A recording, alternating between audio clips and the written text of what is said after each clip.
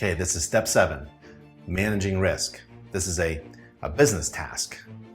We have a bunch of business tasks to do in step 7, but this one is about managing risk and also hiring inspectors. A little while back, founder of InterNACHI, Nick Gromyko, Certified Master Inspector, wrote a Home Inspector's Guide to Managing Risk. This is a really good short guide. It's about 50 pages long. It's a good read. And let's take a look at it. You can buy a printed copy. You can get one for free also just by downloading the PDF version. Sleep Well, a Home Inspector's Guide to Managing Risk.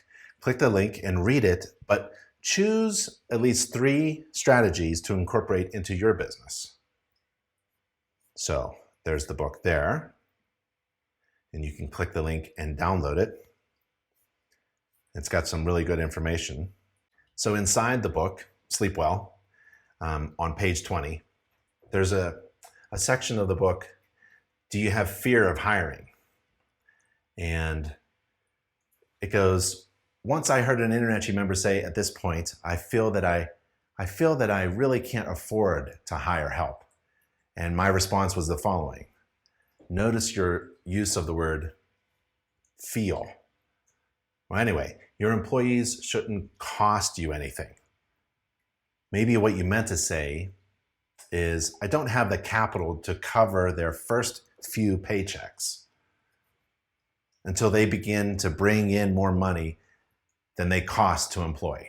Maybe that's what you meant, instead of having a feeling that you can't hire anybody, right? What you want to do is get past feelings and fear and analyze what is actually stopping you from growing your inspection business and hiring someone. So maybe the problem was a lack of temporary cash flow, or it could be something else. Maybe what you really meant to say is, I have the capital to cover their first few paychecks until they bring in more money than they cost to employ, but I won't hire them. I won't hire them because unless an employee can actually hand me a certain amount of cash at the end of the day that is greater than what I paid him that day or her that day, my brain won't let me attribute the additional profits indirectly generated by that employee's efforts to that particular employee. So I only focus on what I'm paying the employee and not what the employee is paying me indirectly by making my company more profitable. So it's a lack of business acumen, right? Or is it? Or maybe what you really meant to say is, I have the capital to cover their first few paychecks until they bring in more money than they cost me to employ. And I realize that although an employee might not actually hand me a certain amount of cash at the end of the day that's greater than what I paid him or her that day, I do attribute the additional profits indirectly generated by that employee's efforts to that particular employee. So I don't focus on what I'm paying that employee, but rather on what the employee is paying me indirectly by making my company more profitable. Good. However, I don't think I'll be able to accurately quantify the profits generated indirectly by the employee, and that keeps me from hiring. So it's a lack of financial analysis skills. That's the problem. Or is it? Or maybe what you really meant to say is, I earn enough to pay my bills, my spouse has a steady job, and between the two of us, we live comfortably and can afford a few luxuries, but I'm afraid. I'm afraid of being poor, so I work hard and take few risks. I'm afraid of being rich, so I don't hire because hiring is a risk. If I were to hire somebody, I would be afraid to hire someone much different than me, or someone much more confident than me, or someone much smarter than me. So it's a problem with dealing with your fears. Look, unless you were born with some kind of freak ability of hitting a small ball over the center field fence, it's very difficult to get rich without good help. You have to hire somebody to help you in your business. You can overcome your fears by doing some preparation work. Ask yourself what you'd look for in a good boss at a home inspection company, and then be that boss. And you can start by understanding what every employee needs in order to succeed at their job. And this short guide helps you prepare to answer those questions that you have in mind and prepare you to hire somebody.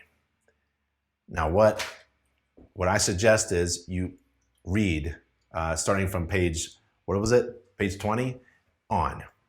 And there's a few more pages to read. And it would take you 10 minutes to read it. It's a really good investment of 10 minutes. If you're interested in getting over your fear of hiring somebody and expanding your business. So what I did was a lot of people just don't know what to do on how to pay another inspector to do their job. So there's a few options.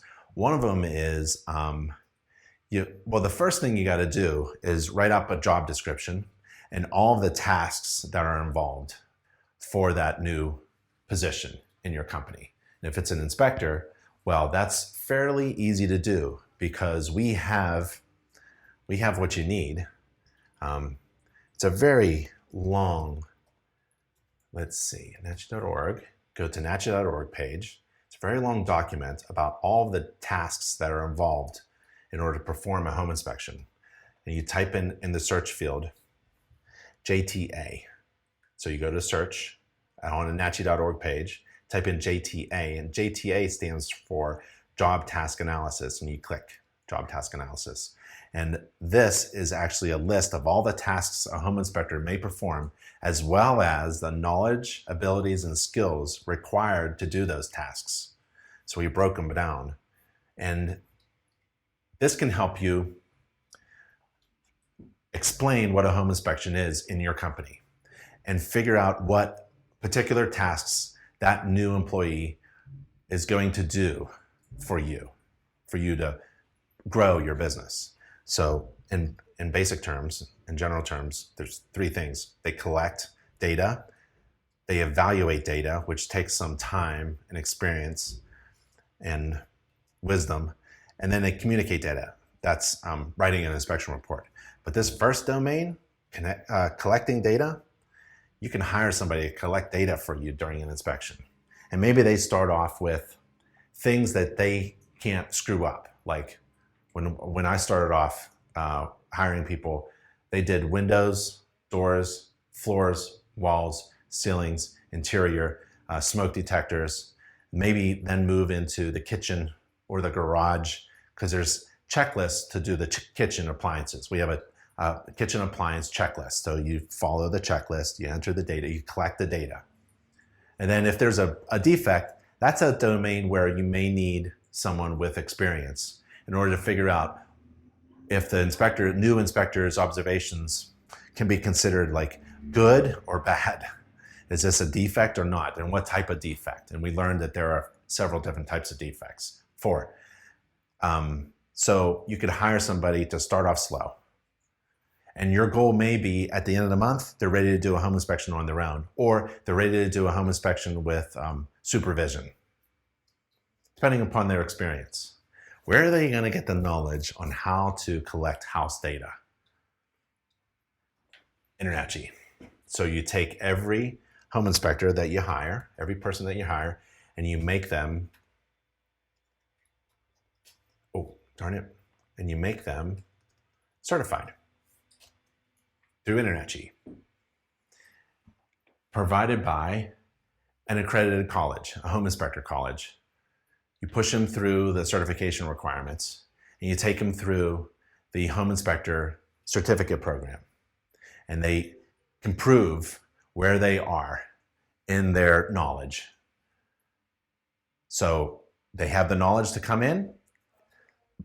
They start off slow with windows and doors and things that they can't hurt and screw up, and they gain experience, and their abilities turn into skills. When you combine knowledge and abilities, then you have a skill set, and you keep growing them. Maybe you have a goal at the end of the month, or at the end of the quarter, or at the end of the summer, at the end of 3 months, they can do an inspection on their own, and you give them that goal to hit. Now, how do you pay them? Well, There's a couple options to that too. You could pay them hourly. You could pay them part-time. You could pay for somebody to work for your company for only 4 hours a day, maybe 5 hours a day. That's probably a better thing. For me, it was 5 hours a day. I needed somebody at least 5 hours a day. An hour driving, and 3 hours in the middle. That's a 5 hour day. You come in, we go, you're my helper, I'm training you, you go back home. And I pay you hourly, right? You could also hire somebody who is interested in taking, when they learn how to do a home inspection, let's say they want a bigger hourly wage, or maybe they take half. So if I'm charging $400 for a home inspection, they go home with $200 and I keep $200 for doing nothing, essentially, but managing them. That sounds pretty good. If they do 5 inspections a week, if I can give them 5 inspections a week, they're making $1,000 a week.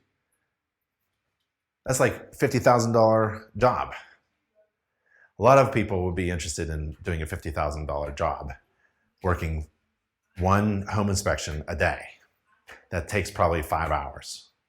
Bringing home $200, that's pretty good. That's pretty good. It's pretty good pay. It's pretty high pay, actually. Another one would, well, you know, and then you start to move up with what you could hire out another home inspector. I've done that. I mean, many home inspectors just get into the business and they don't know what to do and they're unsuccessful and they don't have jobs. So you are a successful home inspector and your marketing, remember we learned this, in step 1. The purpose of marketing is to not fill your calendar, but to have it overflowing so that you can hire people. You may want to hire someone who's already established, a home inspector who can wear your shirt. They come to the place, or the office or something, and they put on Big Ben Inspections shirt. Or they promise to go to the house wearing a Big Ben Inspections shirt, right? And they can show up in their own home inspection truck, but when they're there, they are Big Ben Inspections. And you can handle that discrepancy. You know, they pull up in a Mary's home inspection vehicle, but they're doing a Big Ben Inspections, right? You can handle that. There are ways to handle those things.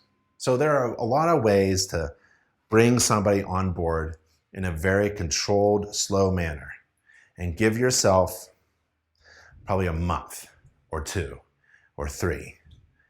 And then, you know, that 3rd month, I would say they really should be able to go on their own and make you money without you being with them. For me, it was real quick. I wanted somebody who was really interested in being a home inspector already and was going through InterNACHI courses or spent a lot of money at a class and was disappointed and didn't know what to do, got confused by it because they didn't go to a home inspector college. They went to some other training entity, right? And I provided them with everything that they weren't able to do. So they were able to perform a basic home inspection, but they weren't able to run a business. And remember, one of the first things you need to do is start to switch your mind from thinking of yourself as a home inspector to thinking of yourself as a business owner. I own and operate a home inspection business. And as soon as you start thinking that, then you realize, I gotta get somebody to do the home inspections for me, or at least the hard stuff. Somebody gotta carry my tools around or something, right? Because you're doing so much other work, the marketing, the essential business strategies, and so hiring somebody is, because when you first start off, man, you are everything. You're doing the marketing, the business, the taxes, the phone calls, the customer service, the emails, the follow-up, the report writing. And on top of that, you got to do all the home inspections and drive. So I did that for a while. And then I realized, yeah, I could hire somebody to do a home inspection. I could figure out a marketing strategy that makes my calendar overflow, and I have to start dishing out jobs, and I take a piece of the job that I dish out in one way or another, whether they're directly working for me and we have an agreement between how much money I get and how much money, I like the lion's share, how much money I get and how much money they are happy with, or some other agreement. But it has nothing to do with feelings. It has everything to do with asking yourself the right question. What are you actually asking? What is actually the barrier for you to move to that next step where you grow your business? Because when you're alone, growing your business only goes as far as your reach of your arms. I mean, you really can't grow. You can't scale yourself. You can do more inspections faster, but you're probably going to make more mistakes. So you can also, another strategy would be just to get into the luxury high-end clients where you're making a home inspection and it's $1,000. So we had peach inspections, but we had the idea of having a package for the high-end multi-millionaire client, right? The luxury client. It was called Peach Platinum. And it was a $2,000 package. It included a lot of things, and it took all day to do, but you gross $2,000 every day. So that's another way of doing it. If you're not actually going to grow the number of inspectors in your company, then you have to think of something else to make more money. Ancillary inspections and bundling is an excellent way to start. But you have to remember marketing. You can't just be technically good, competent at performing home inspections. That doesn't make money. That doesn't grow your business. It's both. You have to be good at what you do, and you also have to tell people that you're good at it. And that's marketing. So read the guide. It's free. Download it or order it, have it shipped to your house, read it, and choose at least 3 strategies to incorporate into your business.